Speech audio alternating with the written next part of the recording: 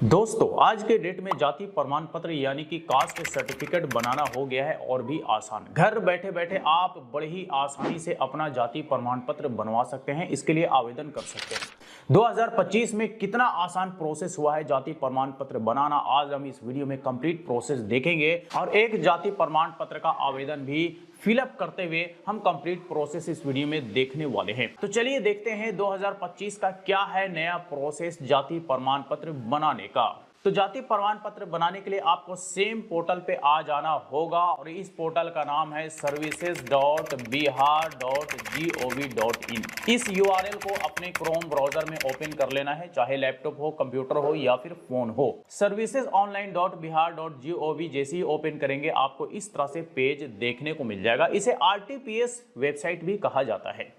यहां पर आप देखेंगे लेफ्ट साइड में आपको कुछ ऑप्शंस मिलेंगे। ये लेफ्ट साइड में जो ऑप्शंस है दरअसल ये सर्विसेज का ऑप्शन है। आप यहां से अलग अलग तरह के सर्विसेज के लिए आवेदन कर सकते हैं। जैसे कि आप जनरल एडमिनिस्ट्रेशन डिपार्टमेंट में जाएंगे तो यहां पर आपको issuance of residence certificate, caste certificate, income certificate और एनसीएल सर्टिफिकेट और इस तरह के सारे सर्टिफिकेट्स का ऑप्शन आपको यहां पे मिल जाता है। साथ ही साथ आपको अप्लाई ऑनलाइन पे जाने के बाद भी आरटीपीएस सर्विसेज में जाते हैं, जनरल एडमिनिस्ट्रेशन में जाते हैं तो इसके बाद आपको यहां पर भी सारे सर्विसेज का ऑप्शन देखने को मिल जाता है, जैसे कि रेजिडेंशियल, कास्ट, इनकम, एनसीएल, फिर जो है एसेट सर्टिफिकेट, जो भी कुछ होता है सारा कुछ।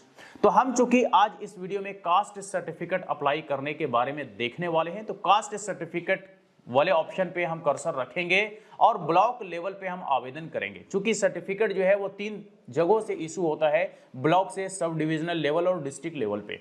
तो हम यहाँ पे ब्लॉक लेवल पे अप्लाई करना चाह रहे हैं तो ब्लॉक लेवल वाला सिलेक्ट करके जस्ट क्लिक कर देंगे। जैसे ही क्लिक करेंगे एक नया पेज न्यू टैब में ओपन हो जाएगा। ओपन होने में थोड़ा समय लगता है और उसके बाद एक नया फॉर्म आपको देखने को मिलेगा जो कि इस प्रकार से होगा। ये होगा फॉर्म 1, अनुसूचित जाति, अनुसूचित जनजाति, पिछड़ा वर्ग, अत्यंत पिछड़ा वर्ग, गैर आरक्षित वर्ग का जाति प्रमाण पत्र हेतु आवेदन पत्र, जो कि राजस्व अधिकारी स्तर से यह आपका जाति प्रमाण पत्र बनेगा। तो चलिए इस फॉर्म को प्रॉपर्ली हम सही फिल कर लेते हैं, क्योंकि जब तक आप सारी इंफॉर्मेशन सही नहीं देंगे तब तक आपका कास्ट सर्टिफिकेट इशू नहीं होगा। अगर आप एक छोटी सी भी गलती करते हैं तो फिर आपका ये जो आवेदन है वो रिजेक्ट हो सकता है।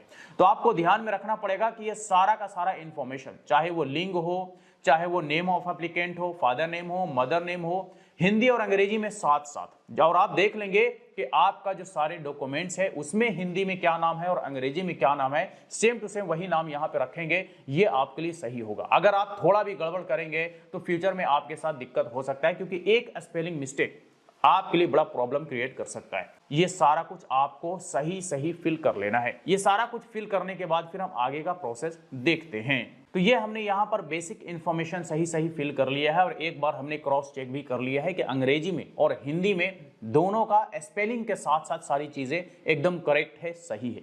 उसके बाद हमसे यहाँ पर मांगा जाता है मोबाइल नंबर। तो मोबाइल नंबर हम इंटर कर देंगे। जैसे ही मोबाइल नंबर इंटर करेंगे तो आपके मोबाइल नंबर पर एक ओटीपी आता है, जो ओटीपी आपको यहां पर इंटर करके वैलिडेट करना होता है। ठीक है, तो ये ओटीपी हम यहां पे इंटर कर देंगे। ओटीपी हमने इंटर कर दिया है। जस्ट वैलिडेट पर क्लिक करेंगे तो वेरीफाइड लिख करके आएगा। दैट मीन्स कि आपका ओटीपी वेरीफाई हो गया है। उसके बाद ईमेल आईडी आपके लिए ऑप्शनल है, इंटर कर सकते हैं, अगर है तो, नहीं है तो मत कीजिए। आपको स्टेट सिलेक्ट करना है, बिहार, आपका डिस्ट्रिक्ट सिलेक्ट करना है जो आपके केस में होगा, अनुमंडल आपको सिलेक्ट करना है जो आपके केस में होगा, ब्लॉक आपको सिलेक्ट करना है जो आपका ब्लॉक होगा। फिर स्थानीय निकाय का प्रकार कि क्या आप ग्राम पंचायत से बिलोंग करते हैं, नगर निगम, नगर परिषद या नगर पंचायत, जहां से बिलोंग करते हैं वहां पर आप टिक कर देंगे। तो ये हमारे केस में नगर पंचायत है, तो ये हमने ले लिया है। वार्ड नंबर पूछता है तो वार्ड नंबर आपको यहाँ पे इंटर कर देना है। उसके बाद ग्राम पंचायत आपको सिलेक्ट करना है, तो ग्राम पंचायत हमने यहाँ से सिलेक्ट कर लिया है। विलेज आपसे पूछता है तो विलेज आप यहाँ पे इंटर कर दीजिए। विलेज इंटर करने के बाद पोस्ट ऑफिस पूछता है, पोस्ट ऑफिस यहाँ पे आप इंटर कर दीजिए। इसके बाद आपसे पुलिस स्टेशन पूछता है तो आप पुलिस स्टेशन यहाँ से सिलेक्ट कर लेंगे। उसके बाद आपसे पिन कोड पूछता है तो पिन कोड हम यहाँ पे इंटर कर लेंगे। अब पूछता है वर्तमान पता, तो अगर आपका वर्तमान पता ऊपर वाले पता से सेम है तो जस्ट ऊपर जैसा यानी कि सेम एज एबव पे क्लिक कर देंगे, और अगर आपका अलग है तो फिर आप अलग से इसका एंट्री करेंगे। तो ये आपको ध्यान में रखना होगा। फिर स्क्रॉल डाउन करिए और अब आपसे पूछा जा रहा है आवेदक का फोटो, यानी कि जिसका आप जाति प्रमाण पत्र बना रहे हैं उसका फोटो आपको यहाँ पे सिलेक्ट करना है। तो जस्ट हम इस पे क्लिक करके फोटोग्राफ हम सिलेक्ट कर लेते हैं। फोटोग्राफ हमने ले लिया है। फिर पूछ रहा है पेशा, पेशा में जो आपका पेशा हो वो आप यहाँ पे बता देंगे। इनका स्टूडेंट पेशा है तो दरअसल हम स्टूडेंट सिलेक्ट कर लेते हैं। कैटेगरी आपसे पूछा जाता है कि किस सोशल कैटेगरी से आप बिलोंग करते हैं, SC ST हैं, OBC हैं, जनरल हैं, जो भी हैं वो आप यहाँ से सिलेक्ट करेंगे। उसके बाद आपसे पूछा जाता है आपका जाति, तो जाति आप यहाँ से सिलेक्ट कर लेंगे। जाति यहाँ से हमने सिलेक्ट कर लिया है। सब कास्ट हमने यहाँ से फिर से सिलेक्ट कर लिया है। यहाँ पे कैप्चा एक फिल करना होता है, ये कैप्चा आपको फिल कर लेना है। कैप्चा फिल करने के बाद प्रोसीड पर क्लिक करेंगे। उसके बाद आपको यहाँ पर एक पॉपअप मैसेज आता है कि नाम की शुद्धता की जांच कर लें, मोबाइल नंबर और ईमेल आईडी की शुद्धता की जांच कर लें, SMS और ईमेल के माध्यम से सूचना प्राप्त करने के लिए मोबाइल नंबर और ईमेल आईडी अवश्य भरें। तो ये 3 चीजें आपको ध्यान में रखना है। तो ये चेक करने के बाद जस्ट ओके पर क्लिक कर दीजिए। उसके बाद जो है आपका देखिए यहाँ पे आपका ये ड्राफ्ट फॉर्म ओपन होकर के आ गया है, जो भी कुछ आपने यहाँ पे फिलअप किया है। तो सारी चीजों को एक बार फिर से क्रॉस चेक कर लेंगे, क्योंकि ये प्रमाण पत्र हर बार तो बनेगा नहीं, हर 2-4 दिन में बनेगा नहीं। तो एक बार फिर से ये सारे इंफॉर्मेशन को यानी इस ड्राफ्ट को चेक कर लेंगे कि हमारे हिसाब से सब कुछ सही है या नहीं है। तो सारी चीजें चेक करने के बाद अब हम जाएंगे अटैच अनेक्सर, इस पर हम क्लिक करेंगे। यहाँ से हमसे कुछ डॉक्यूमेंट मांगा जाता है, यानी कि दस्तावेज अपलोड करने के लिए। तो जस्ट हम यहाँ से सेलेक्ट कर लेंगे कि कौन सा हम डॉक्यूमेंट यहाँ से देने वाले हैं। तो हम आधार कार्ड दे देंगे। इस आवेदन के लिए आधार कार्ड सफिशिएंट होगा। आधार कार्ड हम यहाँ से सेलेक्ट कर लेते हैं। सेलेक्ट करने के बाद जस्ट सेव अनेक्सचर पर क्लिक करेंगे। तो ये हमारा जो अटैचमेंट था वो हो चुका है।